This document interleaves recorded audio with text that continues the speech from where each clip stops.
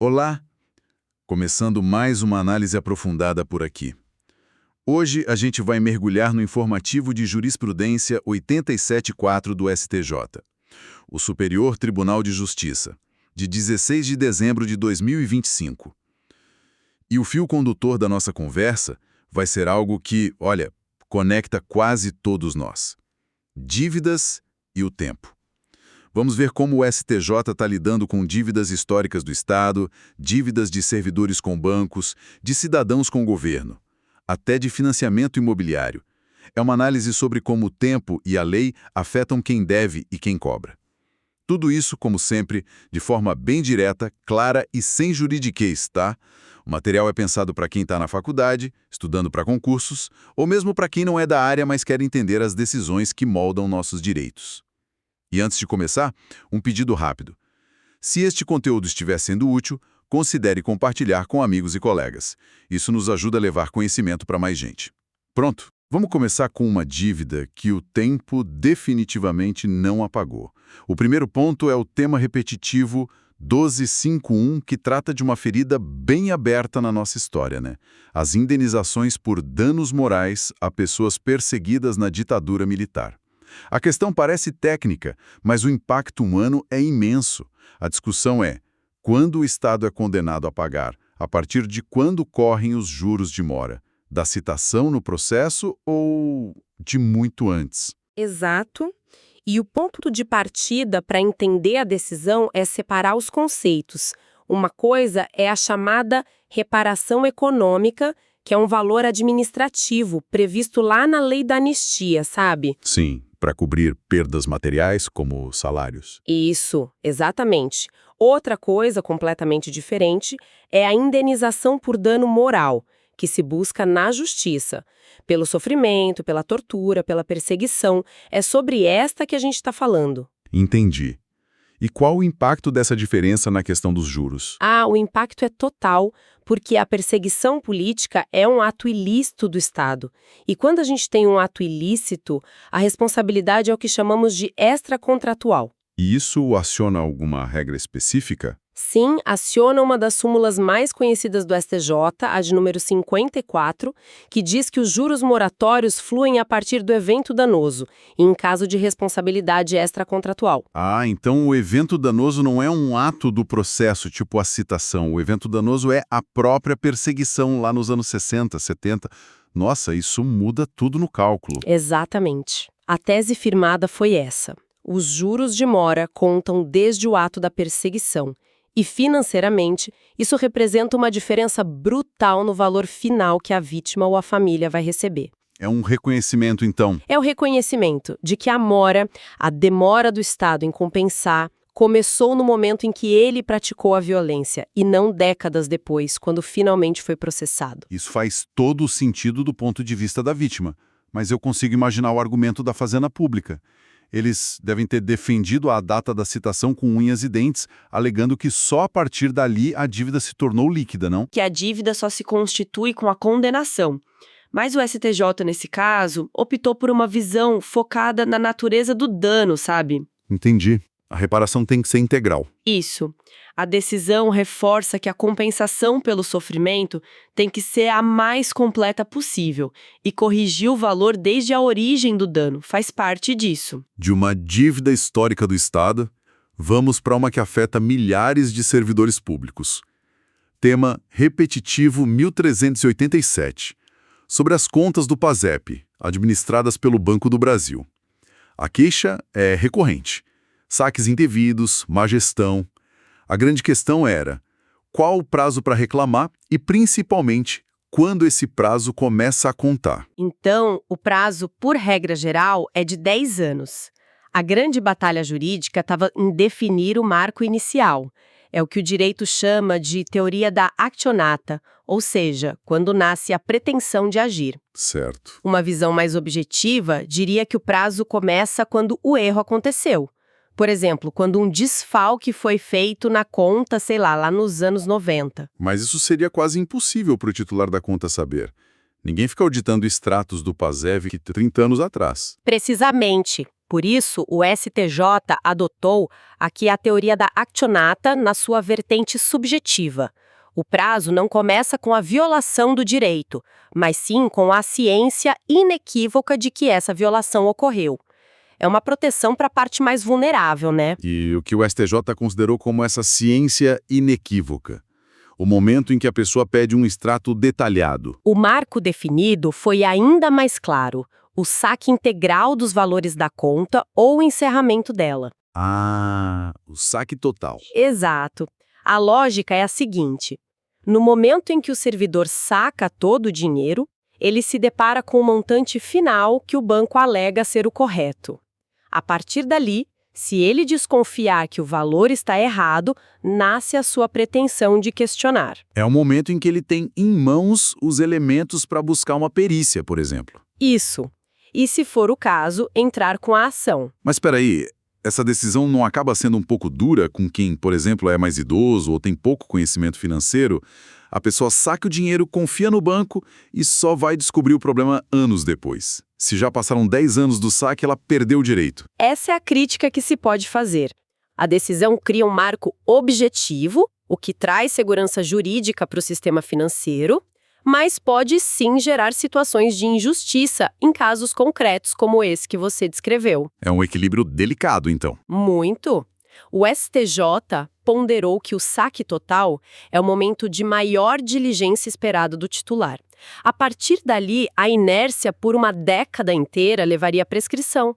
É um equilíbrio entre proteger o vulnerável e garantir a estabilidade das relações jurídicas. Falamos da demora do cidadão em cobrar o banco. Mas e quando a situação se inverte?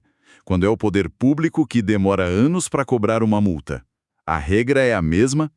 Isso nos leva ao tema repetitivo 1294, sobre a prescrição intercorrente. Uma ótima conexão.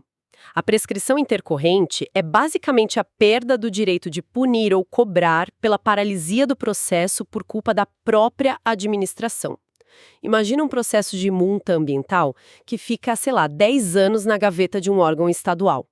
A dúvida era, se não existe uma lei estadual ou municipal específica sobre isso, podemos usar por analogia a lei federal, o Decreto 2910, que fixa um prazo de 5 anos. Parece uma solução bem razoável, né?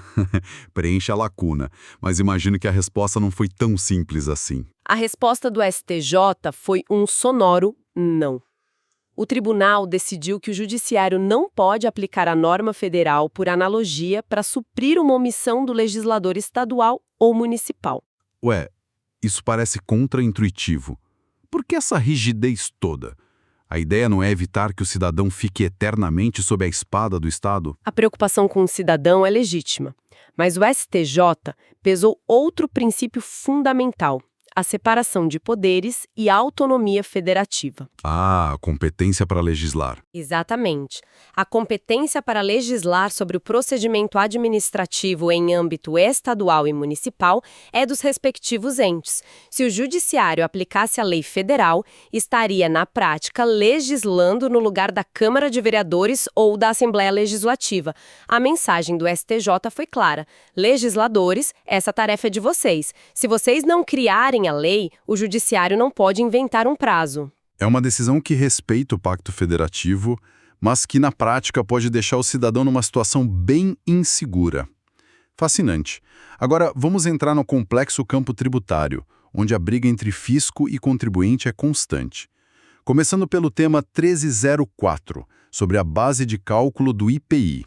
Essa discussão é um desdobramento de uma das maiores teses tributárias da história, a tese do século, em que o STF decidiu que o ICMS não compõe a base de cálculo do PIS e da COFINS. Aí os contribuintes, superanimados, tentaram replicar a mesma lógica para o IPI. O argumento parece o mesmo. Um imposto não pode ser base de cálculo para outro imposto. Por que o STJ não aceitou?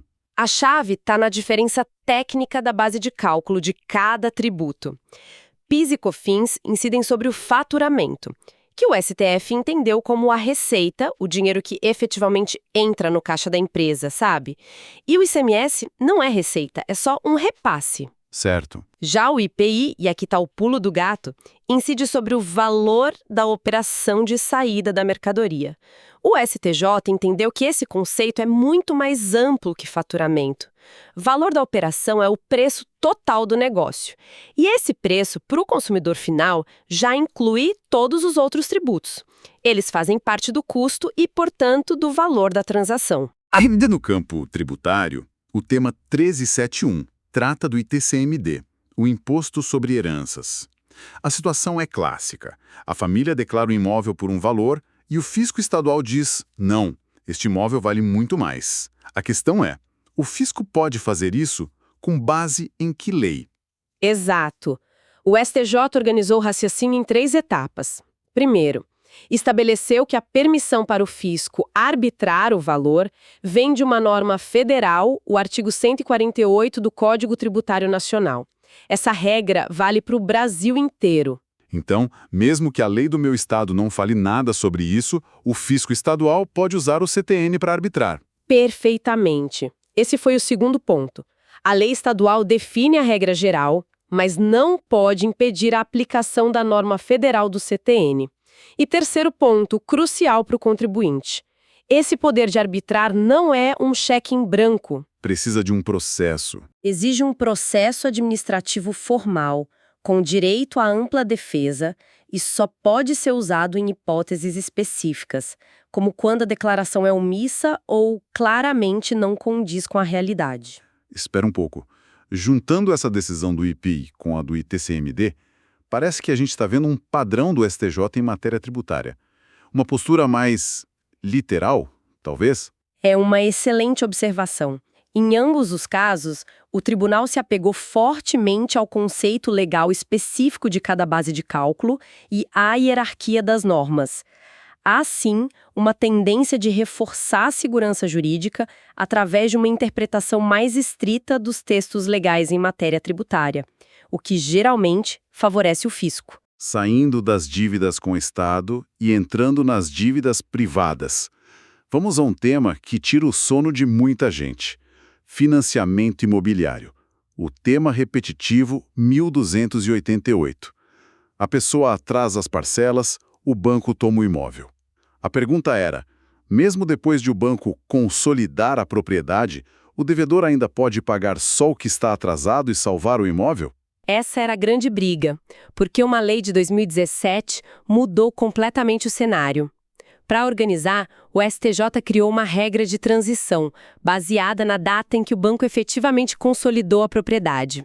Ficou assim: para as consolidações ocorridas antes da lei de 2017, valia a jurisprudência antiga, mais benéfica ao devedor. Ele podia, sim, pagar o atrasado a qualquer momento, até a assinatura do auto de arrematação do leilão. E para os casos mais recentes, pós-2017? Aí a regra endureceu. Para as consolidações ocorridas depois da vigência da nova lei, o devedor perde o direito de purgar a mora. Uma vez que o banco consolidou a propriedade, já era. E qual o direito que resta para ele? O único direito que resta ao devedor é o de preferência para recomprar o imóvel no leilão, pelo valor total da dívida mais as despesas. E o ponto mais importante, a nova lei se aplica mesmo que o contrato de financiamento seja antigo. O que importa é a data do ato da consolidação. Uma mudança bem drástica para o devedor. Qual foi a justificativa para isso? Proteger os bancos. O argumento principal é o de dar mais segurança e celeridade ao sistema de crédito imobiliário. A ideia é que, como uma garantia mais forte, os bancos teriam mais segurança para emprestar dinheiro a juros mais baixos para todo mundo. É uma ponderação, né? Ok, agora vamos a um tema que gera muita polêmica. Tema repetitivo 1373. O devedor não paga, esconde patrimônio, não tem bens no nome. Para forçá-lo a pagar, o juiz pode suspender a CNH, apreender o passaporte ou cancelar os cartões de crédito? Pode. O Código de Processo Civil, no artigo 139, deu esse poder ao juiz. E o STF já disse que é constitucional. O que o STJ fez agora foi criar os critérios para que esse poder não se torne arbitrário. E são 4 requisitos cumulativos. E quais são eles? Primeiro, a subsidiariedade. O juiz não pode sair cancelando o CNH como primeira opção. É a última cartada. Só pode ser usada depois que todos os meios tradicionais de cobrança se mostrarem ineficazes. Ok, faz sentido. Qual o segundo? Segundo, a decisão precisa ser muito bem fundamentada para o caso concreto. O juiz tem que explicar por que, naquela situação específica, a medida é necessária. Terceiro, garantir o contraditório, ouvir o devedor. E por último, e talvez o mais importante, a análise da proporcionalidade. E o que isso significa na prática? Significa que a medida não pode violar a dignidade do devedor. Por exemplo, suspender a CNH de um motorista de aplicativo, que depende dela para sobreviver, seria desproporcional. Mas suspender a CNH de um devedor que ostenta uma vida de luxo nas redes sociais, mas não paga dívida, pode ser considerado proporcional e um meio legítimo de coação. Entendi. Não é uma carta branca, mas uma ferramenta poderosa com um manual de instruções bem rigoroso. Agora vamos para o nosso bloco rápido com algumas decisões importantes das turmas. Primeira, ação de reintegração de posse de imóvel do Minha Casa Minha Vida, movida pelo Banco do Brasil, Justiça Estadual ou Federal. Justiça Estadual. O dinheiro do programa pode até vir de um fundo federal, mas o Banco do Brasil é uma sociedade de economia mista, e a súmula 508 do STF é clara: a competência da Justiça Estadual. Próximo. Alguém pode adquirir por uso capião um terreno que está dentro de uma área de preservação permanente, uma APP. Não. Foi uma decisão importante da terceira turma. O STJ entendeu que, mesmo que a APP seja uma propriedade privada, a ocupação irregular dela é um ato contrário à lei e ao interesse coletivo. Essa posse nunca será considerada qualificada para uso capião. A proteção ao meio ambiente prevaleceu. Faz todo sentido. Outra, a Defensoria Pública ganhou uma causa e tem direito a honorários.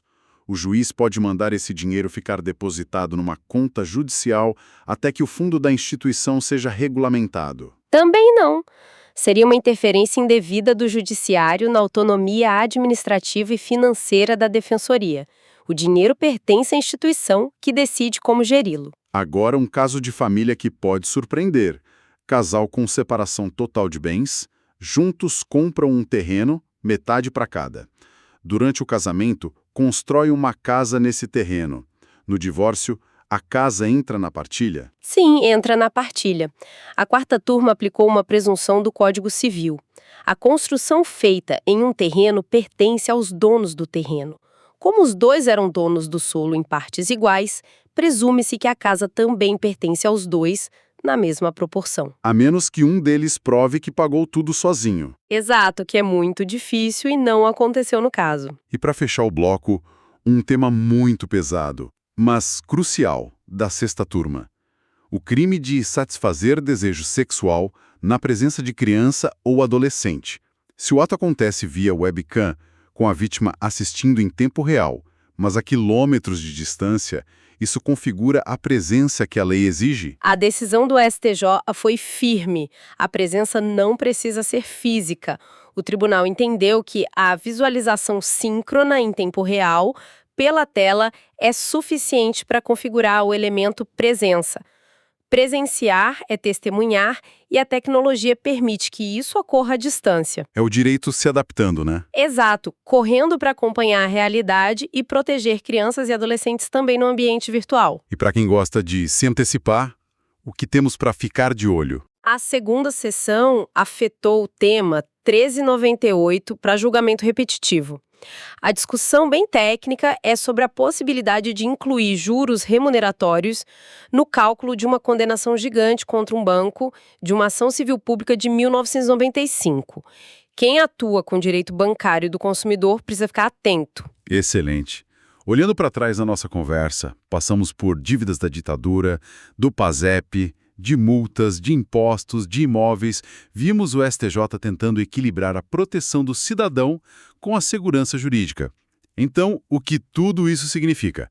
Fica claro que o direito está em constante movimento, tentando responder aos dilemas do presente. Exato. E isso nos deixa com um pensamento final. Analisamos hoje como o conceito de presença foi esticado para caber no mundo digital e como regras de contratos foram redefinidas por leis mais novas. Isso levanta uma questão inevitável. Quais outros conceitos jurídicos que aprendemos como se fossem de pedra, como propriedade, trabalho ou até responsabilidade civil, precisarão ser completamente reinterpretados pelos tribunais para dar conta dos desafios que a inteligência artificial e a economia de plataforma já estão colocando na nossa mesa? Uma provocação perfeita para continuarmos pensando. Muito obrigado a quem nos ouviu até aqui e, mais uma vez, se esta análise ajudou, compartilhe. Até a próxima!